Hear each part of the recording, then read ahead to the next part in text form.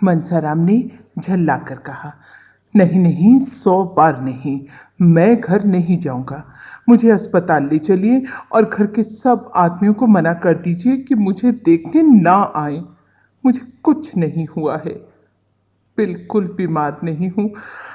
आप मुझे छोड़ दीजिए, मैं अपने पाँव से चल सकता हूँ। वो उठ खड़ा हुआ और उन्मत्त की भांति द्वार की ओर चला, लेकिन पैर लड़खड़ा गए। यदि मुंशी जी ने ना संभाल लिया होता तो उसे बड़ी चोट आती। दोनों नौकरों की मदद से मुंशी जी उसे बग्घी के पास लाए और अंदर बिठा दिया। गाड़ी अस्पताल की ओर चली। वही हुआ जो मुंशी जी चाहते थे। इस शोक में भी उनका चित्त संतुष्ट था। लड़का अपनी इच्छा से अस्पताल जा रहा था। क्या ये इस बात का प्रमाण नहीं था कि घर से इसे कोई स्नेह नहीं है? क्या इससे ये सिद्ध नहीं होता कि मनसाराम निर्दोष है? वो उस पर अकारण ही भ्रम कर रहे थे। लेकिन जरा ही देर में इस तुष्टि की जगह उनके मन में ग्लानि का भाव जागृत हुआ। वो अपने प्राण प्रिय पुत्र को घर न ले जाकर अस्पताल लिए जा रहे थे। उनके विशाल भवन में उनके पुत्र के लिए जगह न थी। इस दशा में भी, जबकि उसका जीवन संकट में पड़ा हुआ था। कैसी विडंबना है। एक क्षण के बाद एकाएक मुंशी जी के मन में प्रश्न उठा, कहीं मनसाराम उनके भावों को ताड़ तो नहीं गया? इसीलिए तो उसे घर से घृणा नहीं हो गई है। अगर ऐसा है तो गजब हो जाएगा। उस अनर्थ की कल्पना ही से मुंशी जी के रोएं खड़े हो गए और कलेजा थक थक करने लगा। हृदय में एक धक्का सा लगा। अगर इस ज्वर का यही कारण है तो ईश्वर ही मालिक है। इस समय उनकी दशा अत्यंत दयनीय थी।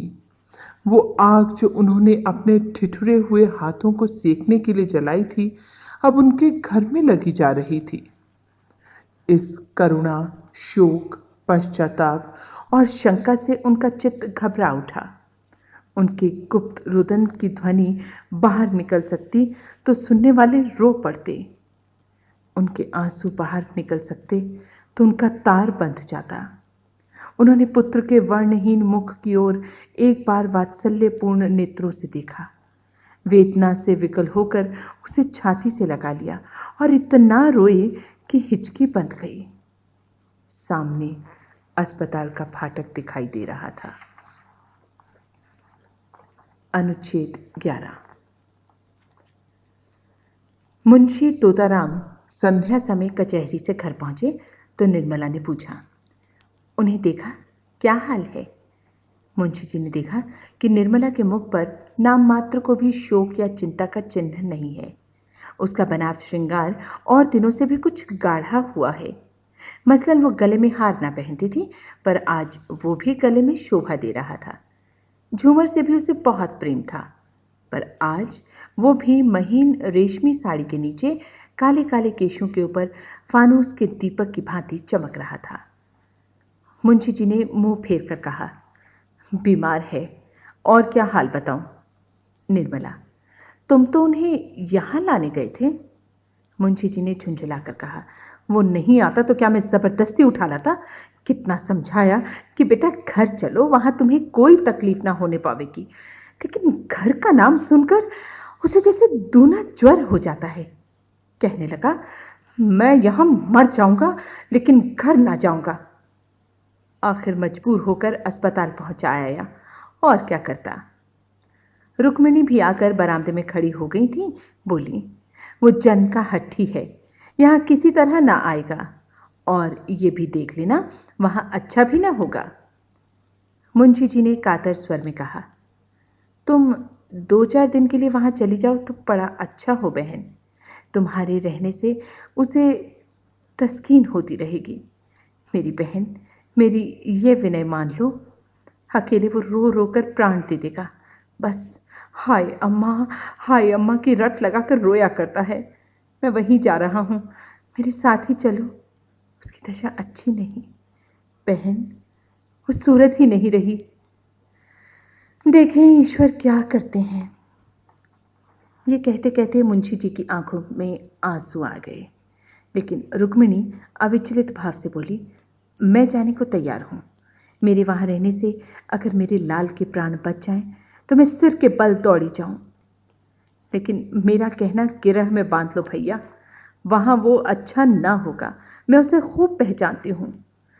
उसे कोई बीमारी नहीं है, केवल घर से निकाले जाने का शौक है। यही दुख ज्वर के रूप में प्रकट हुआ है। तुम एक नहीं लाख दवा करो, सिविल सर्जन को ही क्यों ना दिखाओ, उसे कोई दवा असर न करेगी। मुंशी जी, बहन, उसे घर से निकाला किसने है? मैंने तो केवल उसकी पढ़ाई के ख्याल से उसे वहां भेजा था। रुक्मिणी, तुमने चाहे जिस ख्याल से भेजा हो, लेकिन ये बात उसे लग गई। मैं तो अब किसी गिनती में नहीं हूं। मुझे किसी बात में बोलने का कोई अधिकार नहीं। मालिक तुम, मालकिन तुम्हारी स्त्री। मैं तो केवल तुम्हारी रोटियों पर पड़ी हुई अभागिन विधवा हूं। मेरी कौन सुनेगा और कौन परवाह करेगा? लेकिन बिना बोले रहा नहीं जाता। मनसा तभी अच्छा होगा जब घर आएगा, जब तुम्हारा हृदय वही हो जाएगा जो पहले था। ये कहकर रुक्मिणी वहां से चली गई। उनकी ज्योतिहीन पर अनुभवपूर्ण आंखों के सामने जो चरित्र हो रहे थे, उनका रहस्य वो खूब समझती थी, और उनका सारा क्रोध निरपराधिनी निर्मला ही पर उतरता था। इस समय भी वो कहते कहते रुक गई कि जब तक ये लक्ष्मी इस घर में रहेगी, इस घर की दशा बिगड़ती ही जाएगी। उसको प्रकट रूप से ना कहने पर भी उसका आशय मुंशी जी से छिपा नहीं रहा।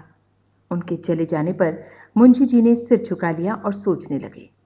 उन्हें अपने ऊपर इस समय इतना क्रोध आ रहा था कि दीवार से सिर पटक कर प्राणों का अंत कर दें। उन्होंने क्यों विवाह किया था? विवाह करने की क्या जरूरत थी? ईश्वर ने उन्हें एक नहीं तीन तीन पुत्र दिए थे।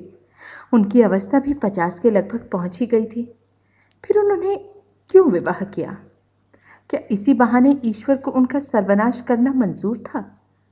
उन्होंने सिर उठाकर एक बार निर्मला की साहस पर निश्चल मूर्ति देखी और अस्पताल चले गए। निर्मला की साहस छवि ने उनका चित्त शांत कर दिया था। आज कई दिनों के बाद उन्हें ये शांति मयस्सर हुई थी। प्रेम पीड़ित हृदय इस दशा में क्या इतना शांत और अविचलित रह सकता है? नहीं, कभी नहीं। हृदय की चोट भाव कौशल से नहीं छिपाई जा सकती। अपने चित्त की दुर्बलता पर इस समय उन्हें अत्यंत क्षोभ हुआ। उन्होंने अकारण ही संदेह को हृदय में स्थान देकर इतना अनर्थ किया। मनसाराम की ओर से भी उनका मन निशंक हो गया। हाँ, उसकी जगह अब एक नई शंका उत्पन्न हो गई। क्या मनसाराम भांप तो नहीं गया? क्या भांप कर ही तो घर आने से इनकार नहीं कर रहा है? अगर वो भांप गया है तो महान अनर्थ हो जाएगा। उसकी कल्पना ही से उसका मन दहल उठा। उनकी देह की सारी हड्डियां मानो इस हाहाकार पर पानी डालने के लिए व्याकुल हो उठी। उन्होंने कोचवान से घोड़े को तेज चलाने को कहा। आज कई दिनों के बाद उनके हृदय मंडल पर छाया हुआ सघन घन फट गया था और प्रकाश की लहरें अंदर से निकलने के लिए व्याग्र हो रही थीं। उन्होंने बाहर सिर निकालकर देखा, कोचवान सो तो नहीं रहा है। घोड़े की चाल उन्हें इतनी मंद कभी ना मालूम हुई थी। अस्पताल पहुंचकर वो लपके हुए मनसाराम के पास गए। देखा तो डॉक्टर साहब उसके सामने चिंता में मग्न खड़े हुए थे। मुंशी जी के हाथ पांव फूल गए। मुंह से शब्द ना निकला। भरभराई हुई आवाज में बड़ी मुश्किल से बोले, क्या हाल है डॉक्टर साहब? ये कहते कहते वो रो पड़े, और जब डॉक्टर साहब को उनके प्रश्न का उत्तर देने में एक क्षण का विलंब हुआ, तब तो उनके प्राण नहीं में समा गए। उन्होंने पलंग पर बैठकर अचेत बालक को गोद में उठा लिया और बालकों की भांति सिसक सिसक कर रोने लगे। मनसाराम की देह तवे की तरह जल रही थी।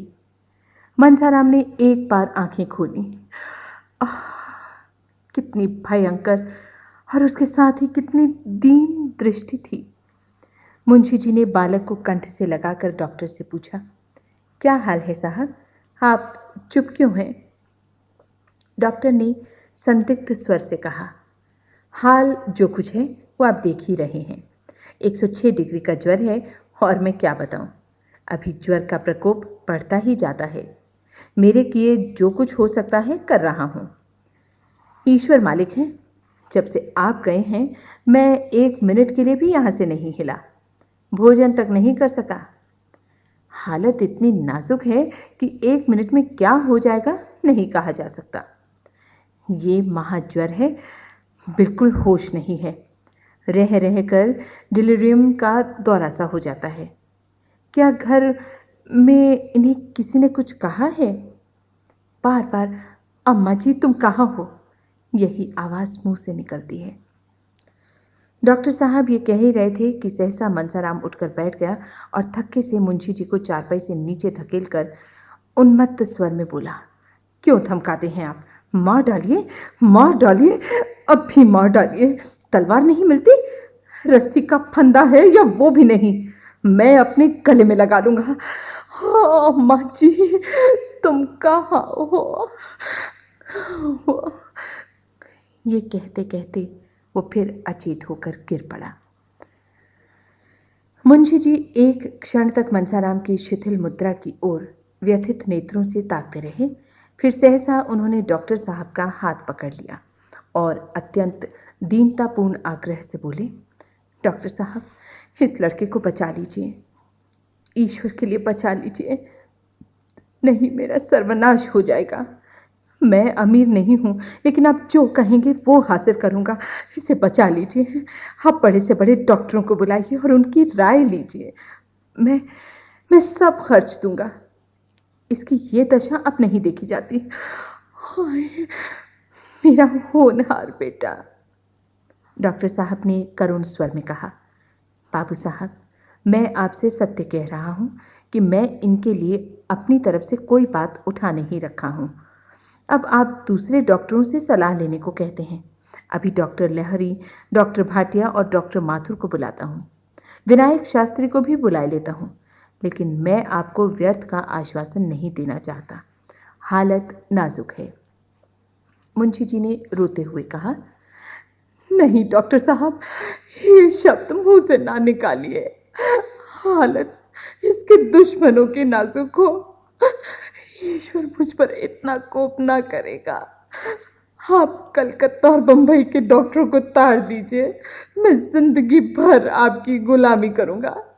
यही मेरे कुल का दीपक है, यही मेरे जीवन का आधार है। मेरा हृदय फटा जा रहा है, कोई ऐसी दवा दीजिए जिससे इसे होश आ जाए। मैं जरा अपने कानों से उसकी बातें सुनूं, जानूं कि उसे क्या कष्ट हो रहा है। हाय मेरा बच्चा। डॉक्टर, आप जरा दिल को तसल्ली दीजिए। आप बुजुर्ग आदमी हैं, यूं हाय हाय करने और डॉक्टरों की फौज जमा करने से कोई नतीजा ना निकलेगा। शांत होकर बैठिए, मैं शहर के लोगों को बुला रहा हूँ, देखिए क्या कहते हैं।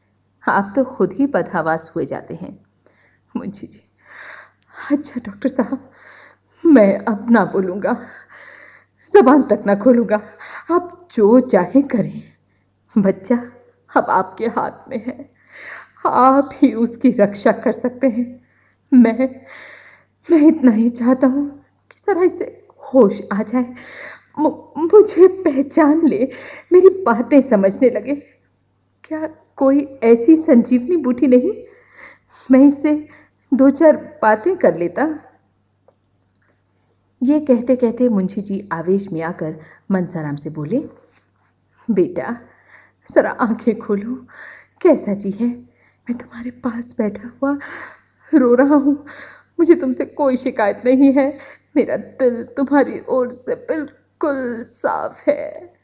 डॉक्टर, फिर आपने अनर्गल बातें करनी शुरू की। अरे साहब, आप बच्चे नहीं हैं, बुजुर्ग आदमी हैं, जरा धैर्य से काम लीजिए।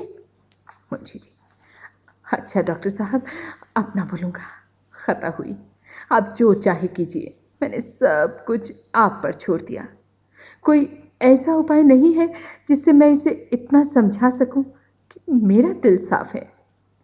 आप ही कह दीजिए डॉक्टर साहब, कह दीजिए। तुम्हारा अभागा पिता बैठा रो रहा है। उसका दिल तुम्हारी तरफ से बिल्कुल साफ है।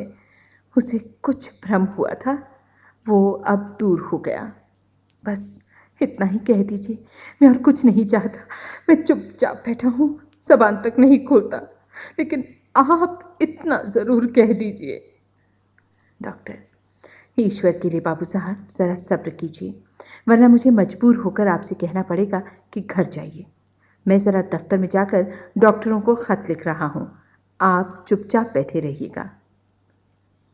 निर्दयी डॉक्टर, जवान बेटे की ये दशा देखकर कौन पिता है जो धैर्य से काम लेगा? मुंशी जी बहुत गंभीर स्वभाव के मनुष्य थे। ये भी जानते थे कि इस वक्त हाय हाय मचाने से कोई नतीजा नहीं, लेकिन फिर भी इस समय शांत बैठना उनके लिए असंभव था। अगर दैव गति से ये बीमारी होती तो वो शांत हो सकते थे, दूसरों को समझा सकते थे, खुद डॉक्टरों को बुला सकते थे। लेकिन क्या ये जानकर भी धैर्य रख सकते थे कि ये सब आग मेरी ही लगाई हुई है? कोई पिता इतना वज्र हृदय हो सकता है? उनका रोम रोम इस समय उन्हें धिक्कार रहा था। उन्होंने सोचा, मुझे ये दुर्भावना उत्पन्न ही क्यों हुई? मैंने क्यों बिना किसी प्रत्यक्ष प्रमाण के ऐसी भीषण कल्पना कर डाली? अच्छा, मुझे उस दशा में क्या करना चाहिए था?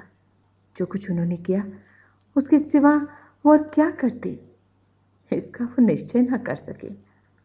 वास्तव में विवाह के बंधन में पड़ना ही अपने पैरों पर कुल्हाड़ी मारना था। हाँ, यही सारा उपद्रव की जड़ थी।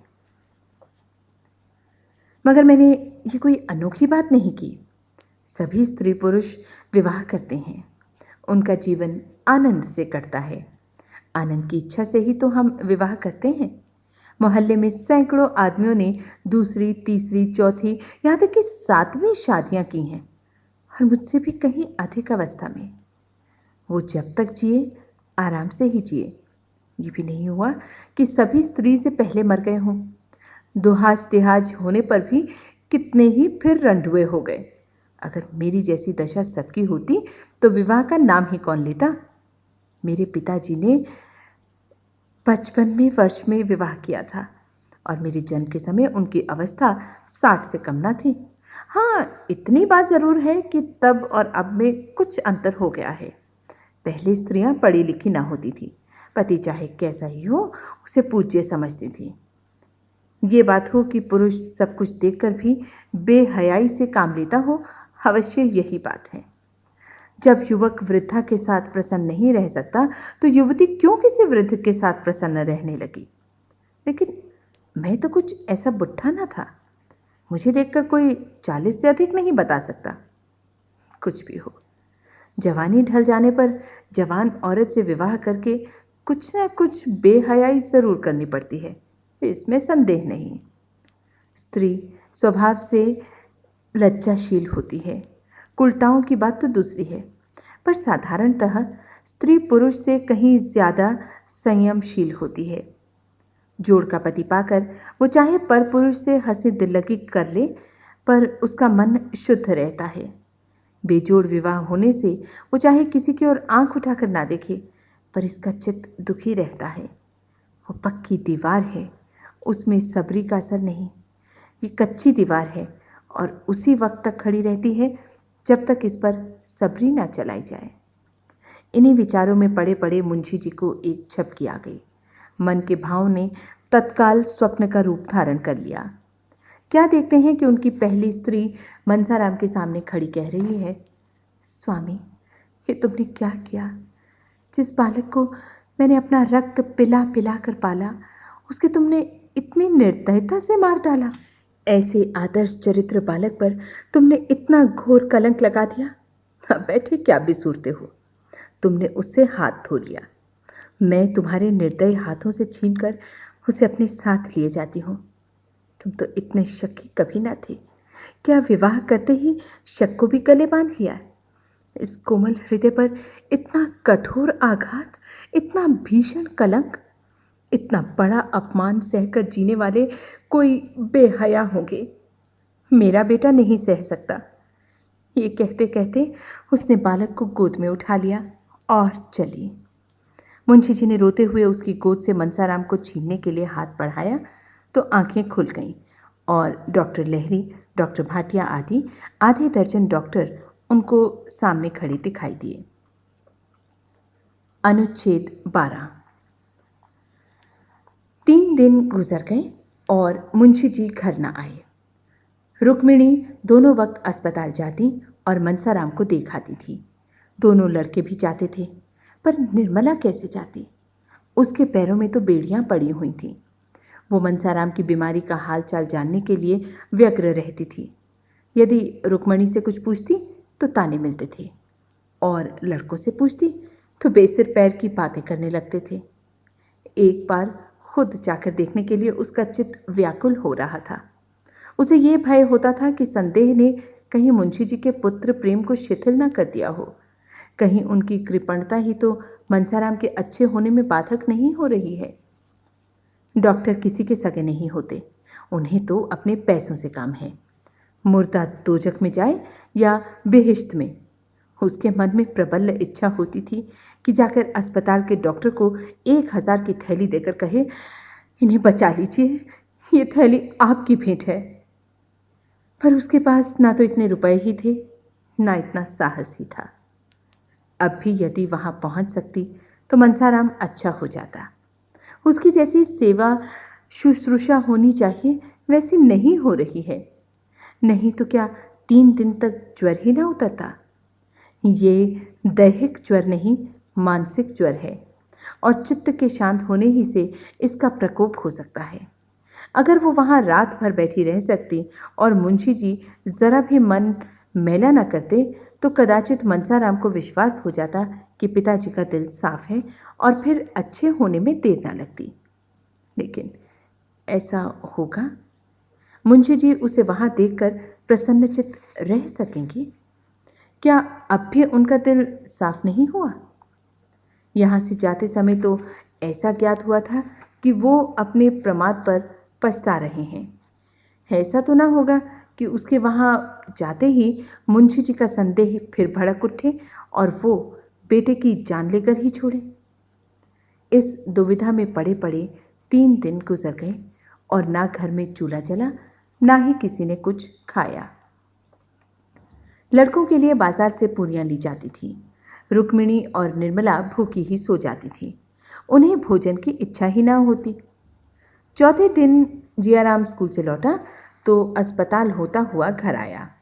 निर्मला ने पूछा, क्यों भैया, अस्पताल भी गए थे? आज क्या हाल है? तुम्हारे भैया उठे या नहीं? जियाराम रुआसा होकर बोला, अम्मा जी, आज तो वो कुछ बोलते चालते ही ना थे।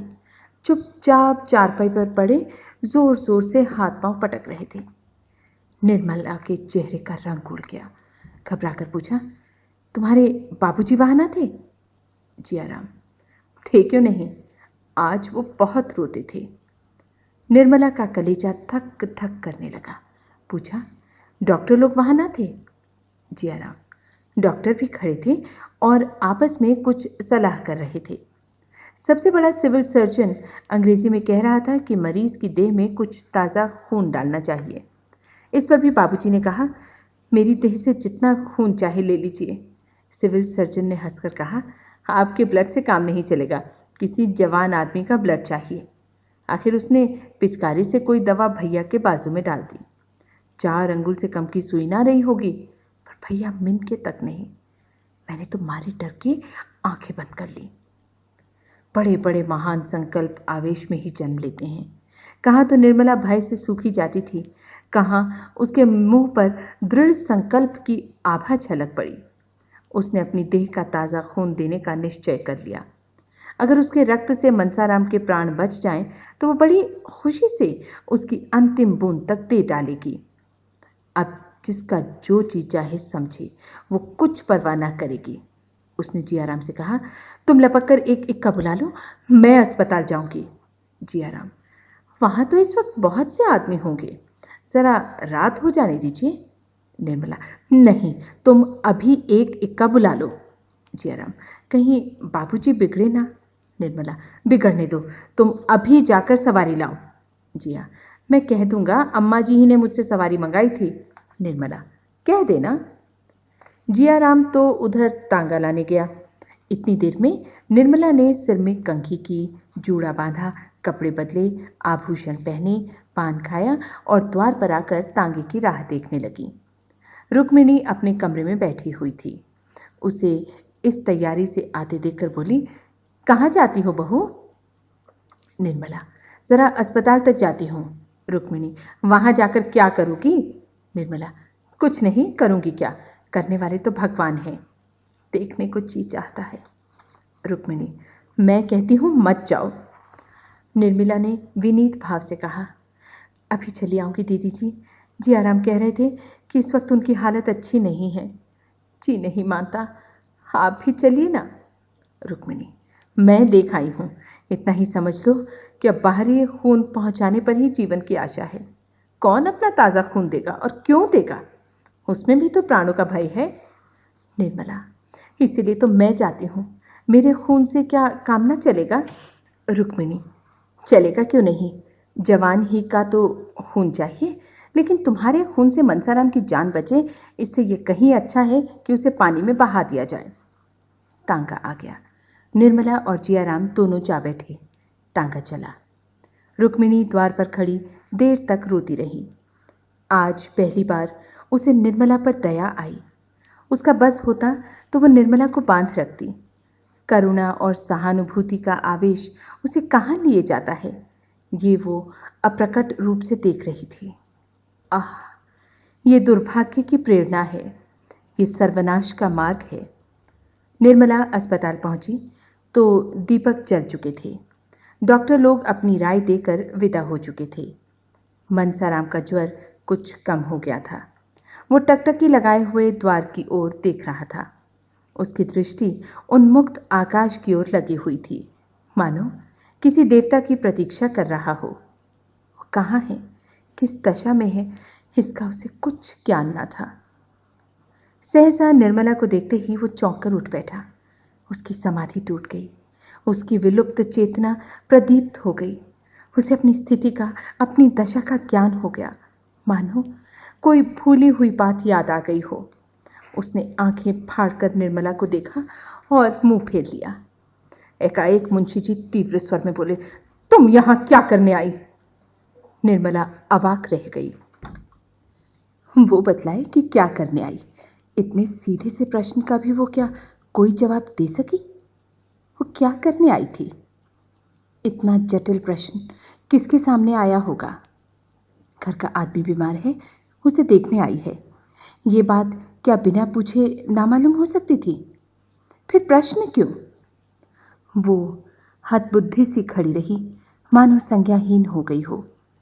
उसने दोनों लड़कों से मुंशी जी के शोक और संताप की बातें सुनकर ये अनुमान किया था कि अब उनका दिल साफ हो गया है। अब उसे ज्ञात हुआ कि वो भ्रम था। हाँ, वो महाभ्रम था। मगर वो जानती कि आंसुओं की दृष्टि ने भी संदेह की अग्नि शांत नहीं की, तो वो कदापि ना आती। वो कुड़कुड़ाकर मर जाती, घर से पांव ना निकालती। मुंशी जी ने फिर वही प्रश्न किया, तुम यहां क्यों आई हो? निर्मला ने निशक भाव से उत्तर दिया, आप यहां क्या करने आए हैं?